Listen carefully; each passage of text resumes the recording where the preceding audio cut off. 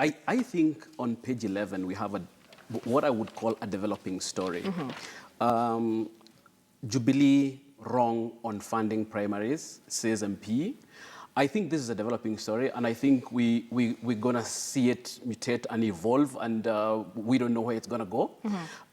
It is a big issue within the political class. Here you have Opio Wandai arguing that IEBC is struggling to meet some key timelines in its roadmap to deliver a credible election on August 8th. And you have Tuju saying that any political party keen on promoting democracy should therefore definitely seek IEBC's position. These are two polarities on this issue. I think one of the big challenges we have about this story as it develops is where is the voice of the IEBC? Remember, it's supposed to be independent. It is supposed to pronounce itself on this matter with finality without letting it become ping pong for politicians. So I believe this is a developing story, and we're going to hear a lot about this. What I find interesting about this is that when you take a look at Ezra Chiloba's Twitter page, you see how vocal he is about the situation and about the fact that IEBC really has a very limited time to prepare for the elections. But like you mentioned, IEBC should be independent. But that is not reflected in Ezra Chiloba's tweets because IEBC now seems rather helpless.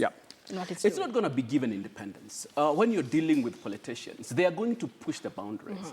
And for so long as you sound wishy-washy and undecided about where you stand, they will push you. And I think this is a good time for IEBC to let Kenyans know whether it is independent or not, because on August 8th, it is going to pronounce itself on the results of elections, and people will need to believe it. So it needs to start exerting itself now, and if it doesn't, it is setting itself on a precedent for failure. Absolutely.